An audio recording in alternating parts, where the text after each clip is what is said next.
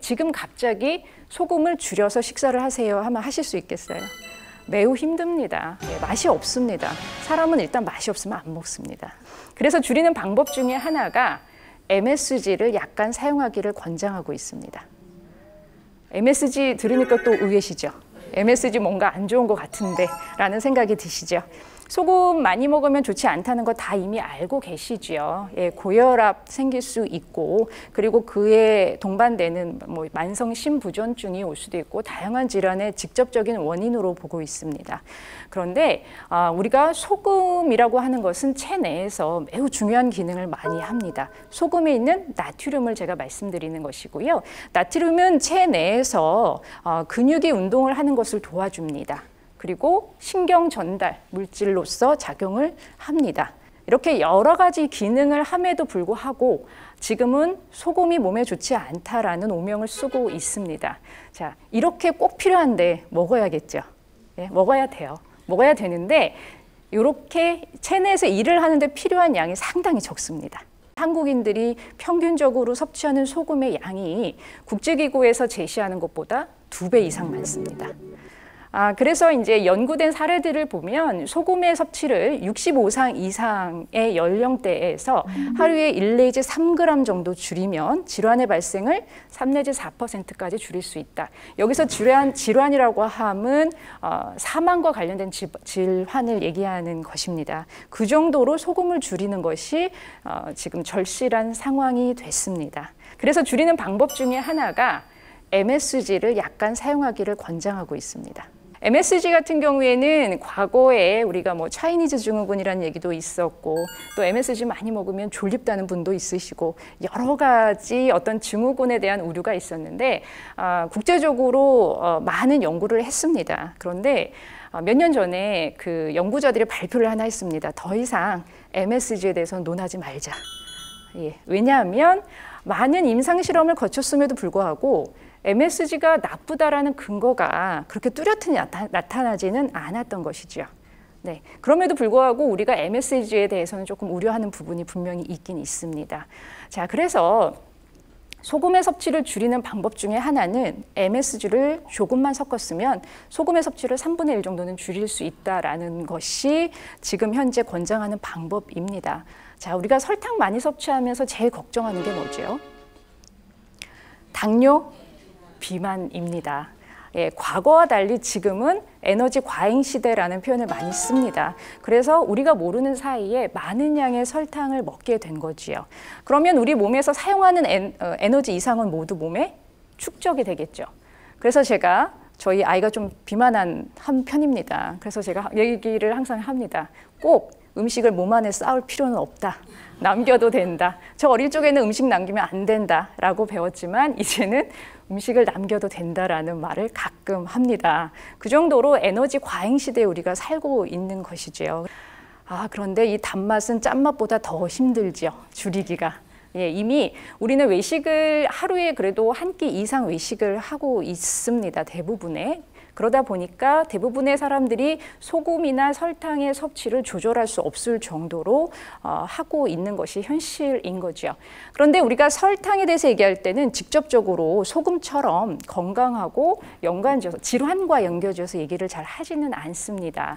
직접적으로 암을 유발한다, 직접적으로 혈압을 높인다 이런 표현을 쓰지는 않지만 설탕은 참 조용히 움직입니다. 일단 설탕을 우리가 많이 섭취하게 되면 에너지로도 쓰일 수 있겠죠.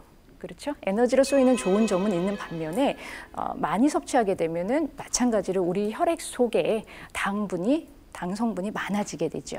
그래서 이 에너지 과잉 시대에 우리가 50세, 60세 그 이상 건강하게 살 수 있는 방법, 에너지를 덜 섭취하는 것이 무엇보다도 중요하겠죠. 제가 설탕 얘기할 때 사카린 얘기 같이 합니다. 사카린 들어보셨나요? 사카린이 뭐죠? 들어는 보셨죠? 네, 감미료. 설탕을 대체할 수 있는 감미료로 얘기를 합니다. 1970년대 후반에 한 연구진이 동물 실험을 해서 사카린을 많이 먹으면 방광암에 걸릴 가능성이 있다라고 발표를 합니다. 70년대 이런 연구를 배경으로 해서 결국 사카린은 식품에 사용할 수 없는 그러한 성분이 됐습니다. 그래서 아직까지도 우리는 사카린 하면 뭔가 먹으면 안 될 것 같은, 이름도 좀 느낌이 어감이 좀 강하죠. 먹으면 안 될 것 같은 느낌을 좀 갖고 있습니다. 그런데 이 사카린 같은 경우에는 에너지를 내지 않습니다. 그리고 설탕 2스푼 정도에 해당하는 그 양이 사카린 2알 정도에 해당합니다. 매우 경제적입니다. 예.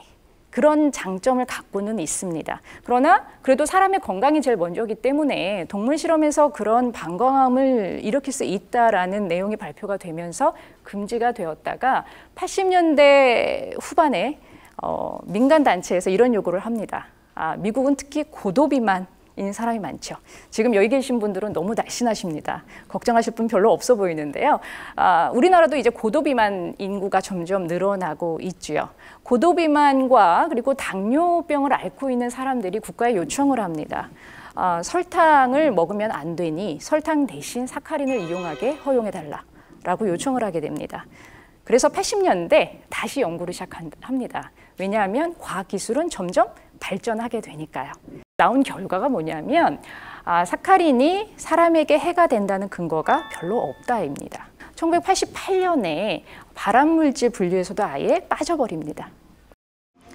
저는 제가 어렸을 적에 좋아했던 메뉴 중에 하나가 아주 따끈따끈한 밥에 간장 1스푼 넣고 여기에 마가린을 1스푼 듬뿍 해보셨습니까? 참 고소하죠. 네, 그렇게 먹으면 지금도 생각이 납니다. 참 그 고소한 맛 참 좋았던 기억이 있습니다. 그런데 그때 들었던 표현 중에 하나가 마가린이라고 하는 것은 식물성 지방으로 만들었기 때문에 동물성 지방인 버터보다 건강에 더 좋다. 어릴 적에 그렇게 배웠었습니다. 그래서 가격도 또 저렴했지요. 그래서 저는 버터보다는 마가린을 조금 더 선호했었습니다. 그런데 한 20년 지나서 어느 날 갑자기 기사가 나왔습니다. 마가린에 트랜스 지방이 많아서 건강에 좋지 않다. 이 기사 봤을 때 사실은 배신감을 좀 느꼈습니다. 과학자들이 도대체 무엇을 한 것인가? 기업은 나에게 뭘 한 것인가? 이런 생각을 하게 됐었습니다. 제가 어릴 적에는 누구도 몰랐던 것입니다.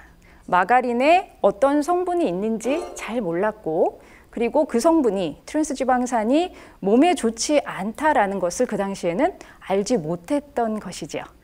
근데 20년 뒤에 과학기술이 발전하면서 식품 중에 있는 아주 미량의 성분들을 검출할 수 있는 기술이 생긴 것이고 그리고 그 성분을 농축을 해서 연구를 해봤더니 사람 몸에 좋지 않더라라는 보고들이 나오기 시작한 것이죠. 그러면 우리는 속은 것일까요? 우리는 몰랐던 것입니다. 그 당시에. 이게 트랜스 지방이 이렇게 얘기가 흘러갑니다. 그런데 지금 판매되고 있는 마가린은 조금 다릅니다.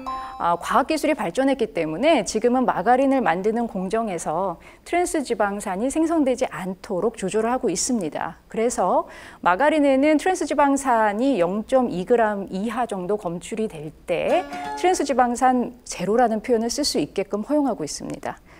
자, 여기서 또 우리가 약간 생각하게 됩니다. 완전히 없어서 제로인가? 그렇지 않습니다. 그러나 0.2g 정도 이하인 경우에는 그런 표현을 트랜스지방산 프리라는 표현을 쓸 수 있고 그리고 그 정도 범위에서 섭취를 하는 것은 건강에 큰 문제가 되지 않는다라고 지금의 기술로는 보고 있습니다. 그래서 저는 지금도 마가린 조금씩 먹습니다. 네. 건강 위에 가는 영양 성분이라는 주제를 잡고서 여기 MSG와 그리고 사카린에 대한 지금의 견해에 대해서 조금 말씀을 드렸습니다. 이렇게 여러 가지 성분을 말씀드린 이유는 오늘 주제, 절대적이라는 단어가 들어가 있죠. 제가 생각하기에 과학기술은 앞으로도 점점 진보할 것입니다. 여러분도 그렇게 생각하시지요? 그러면 오늘 몰랐던 성분을 미래에 알 수 있고 오늘 좋았던 성분이 미래에 안 좋다는 결과가 나올 수도 있습니다. 그러기 때문에 여러분들은 계속 먹거리에 관심을 가지셔야 합니다. 이유 중에 하나는 여러분들은 이제 100세까지 사셔야 하거든요. 그럼 100세까지 건강하게 사셔야겠죠. 자, 그러면 불안하죠. 우리가 이러한 상황에서 어떻게 음식을 섭취할까? 지금 좋다 그랬는데 미래에 나쁘다 그러면 어떡하지?